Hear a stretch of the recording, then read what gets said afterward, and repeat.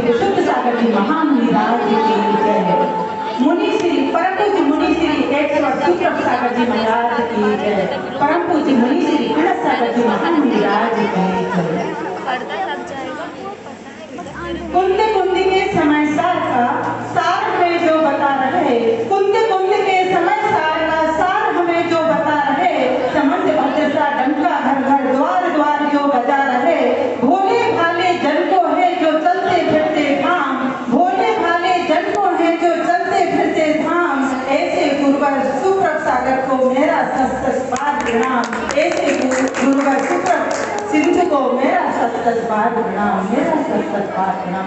बोले परम पूज्य मुनि श्री 108 सुप्रभ सागर जी महामुनिराज की जय। आज गोराबाई महिला मंडल के द्वारा एक छोटी सी घटना, यह कथा इतनी छोटी नहीं है कि इसके लिए 10 मिनट में आप लोगों के सामने परोस दिया जाए, दिखा दिया जाए, प्रस्तुत किया जाए, ऐसी यह कथा नहीं है। लेकिन इसके कुछ दृश्य हमने आप लोगों के सामने प्रस्तुत करने की कोशिश की है। जैन कथाओं में सती मनोवती की कथा अत्यंत लोकप्रिय है। इन्होंने प्रतिज्ञा की थी कि जिनदेव की प्रतिमा के समक्ष गजमोती चढ़ाने के पश्चात ही अन्य जल ग्रहण करेंगे। उनका विवाह हुआ और विवाह के पश्चात उनकी प्रतिज्ञा पालन नहीं हो पा रही थी। उनके लिए अपने पति के साथ ससुराल को छोड़ना पड़ा।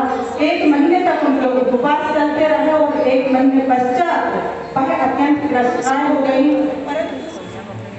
उन्होंने अपना धर्म नहीं छोड़ा और जिन शासन की रक्षा के द्वारा उनकी प्रतिज्ञा को पूर्ण किया गया। और मनोवती के पति बुद्धसेन जिस नगर में वह अपना घर छोड़ करके पहुंचे थे, उस नगर के डॉक्टर के यहाँ कार्य करने लगे। और आगे की कथा हम यहाँ पर दृश्यों के माध्यम से देखेंगे। तो चलिए चलते हैं प्रथम दृश्य की ओर और देखते हैं आगे क्या होता है।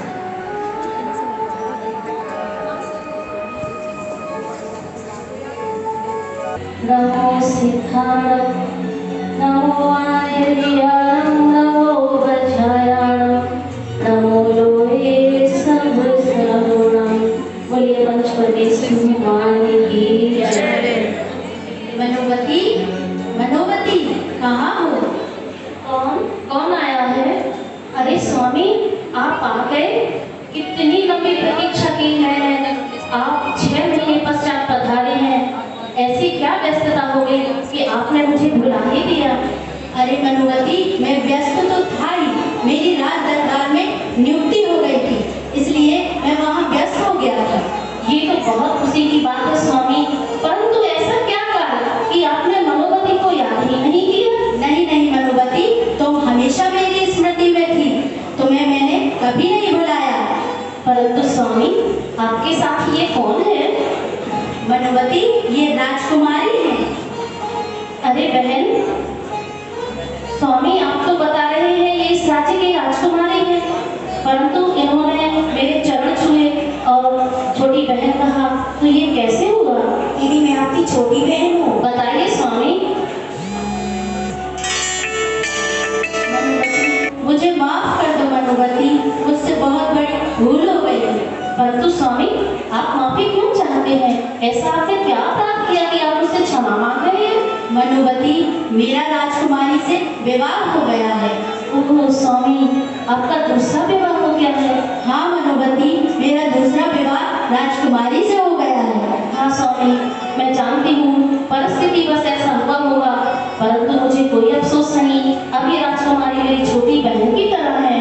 हाँ हाँ मनोवती तुम दोनों बहनें हो, आपस में हमेशा मिलकर रहो। दीदी अब आप घर वापस चलिए, हम दोनों साथ में मिलके रहेंगे। नहीं राजकुमारी, आप दोनों महल में जाकर अपने कर्तव्यों का पालन कीजिए, मुझे यहीं रहकर धर्म आराधना करनी है। दीदी आपके जो भी कर्तव्य हैं मैं उन्हें पूरा करूंगी, आप बताइए मुझे। राजकुमारी अगर आप मेरी इच्छाओं को पूर्ण करना चाहती हैं तो क्या आप मेरी इच्छा को पूर्ण करेंगी? हाँ दीदी बताइए ना। मेरी इच्छा है कि एक भव्य जिनालय का निर्माण हो और पंचकल्याण महामहोत्सव का आयोजन हो। क्या राजकुमारी आप ये करवाएंगी? बिल्कुल दीदी, मैं आपकी इच्छा अनुसार एक भव्य पंचकल्याण करूंगी, पंचकल्याण प्रतिष्ठा भी करवाऊंगी अच्छा, बहुत अच्छी बात है राजकुमारी। जाइए आप जिनालय का निर्माण करवाइए, मैं धर्म आराधना में लीन होंगी। जाइए आप जिनालय का निर्माण करवाइए। ठीक है दीदी।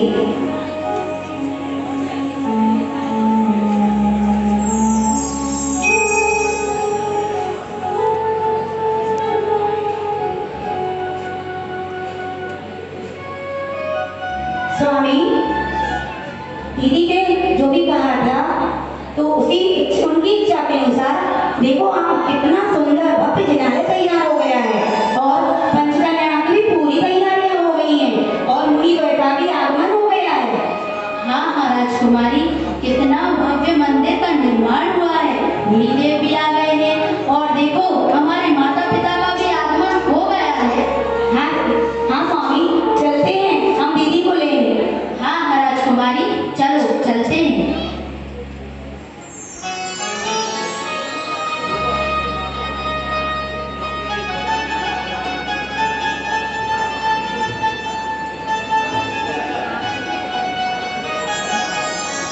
मनोवती, मनोवती।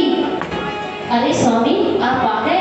राधा मनोवती राजकुमारी, अरे राजकुमारी आप आ गई। क्या जिनालय का निर्माण संपूर्ण हो गया है? हाँ दीदी, जैसा आपने कहा था बहुत भव्य जिनालय बना है। देखिए कितना सुंदर लग रहा है और पंचकन्या की पूरी तैयारियां हो गई हैं और आपके माता पिता भी पधार चुके हैं और इनके भी माता पिता आ चुके हैं। अत्यंत खुशी की बात है। देखो कितना सुंदर जिनालय बना हुआ है। देखो चारों तरफ धर्म की पताकाएं लहरा रही है। राजकुमारी मैं तो आपकी ऋणी हो गई, आपने मेरी इच्छाओं को पूर्ण कर दिया है। दीदी मैं तो धन्य हो गई आपकी इच्छा को पूरा करके। दीदी चलिए मैं आपको तैयार कर देती हूँ, फिर अपन चल के मिलके भगवान की पूजन करते हैं। चलो राजकुमारी, मुझे भी ऐसे लग रहा है कि कब भगवान की भक्ति में लीन हो जाऊं।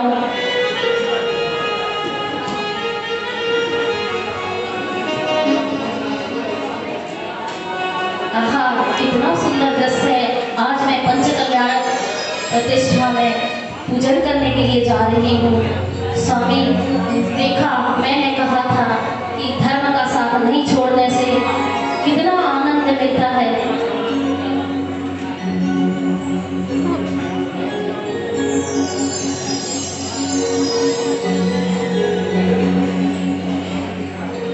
चलो चलते हैं।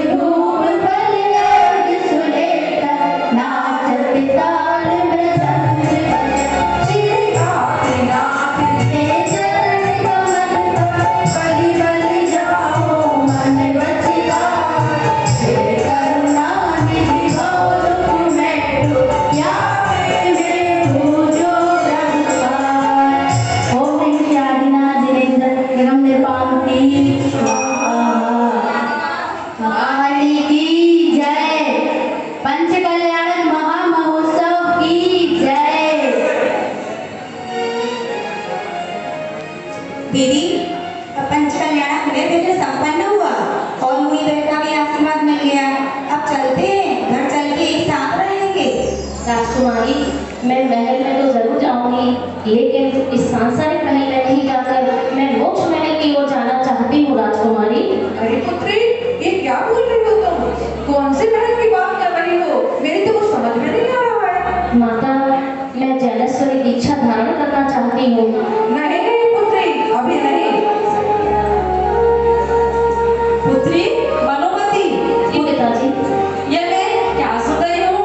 नहीं पुत्री नहीं, ऐसा मत करना पुत्री, ऐसा मत करना। नहीं पिताजी, ये मेरा दृढ़ संकल्प है कि अब मैं आदि का दीक्षा धारण करूंगी। आप विकल्प ना करें और मुझे आशीर्वाद प्रदान करें। मुझसे अभी भी नाराज हो गया? मुझे माफ नहीं किया? चलो बेटा, चलो साथ चलो। नहीं सासू माँ, ये आप क्या कह रही हैं? मैं आपसे मुश्किल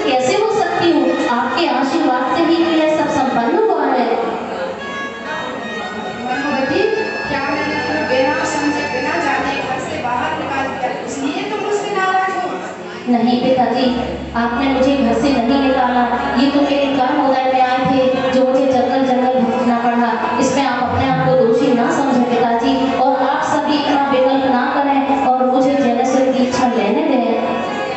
चलो मैं जीवन के किसी भी पल में वैराग्य उपज सकता है, संसार में रहकर पानी संसार को कर सकता है। जीवन में किसी भी पल में वैराग्य उपज सकता है, संसार में रहकर पानी संसार को कर सकता है। हे मुनिवर्य, ये मनोवती आपके चरणों में हरि का दीक्षा लेने के लिए निवेदन कर रही है।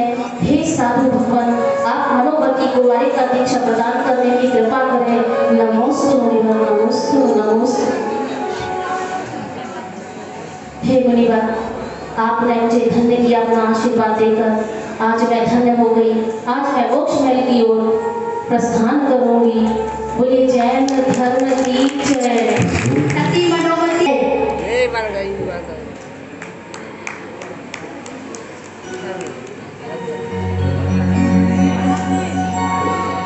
जो भी डूबे प्रभु की भक्ति में, लग गए चार चांद हस्ती में। जो भी गुण पास तेरे गाते हैं, उनके सर से गली और मस्ती में। जिंदगी में उनकी बदलाव हो गया, जिंदगी में उनकी बदलाव हो गया। जिनका गुरुदेव से उन्होंने प्रस्तुति दी है। एक बार जोरदार तालियां हमारे लिए।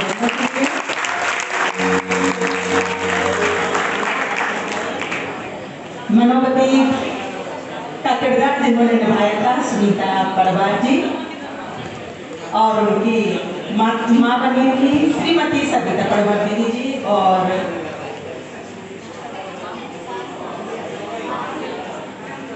श्रीमती शेफाली जी, इन्होंने सास माँ का रोल प्ले किया था।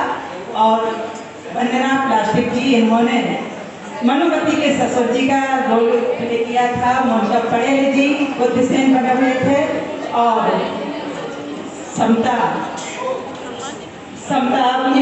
स्मृति जी उनके पिता बने हुए थे। और जो राजकुमारी बनी थी वह राजकुमारी जैसी आपको लग ही रही है, वह श्रीमती रक्षा बलिका जी। एक बार जोरदार तालियां हमारे सभी पात्रों के लिए। और यह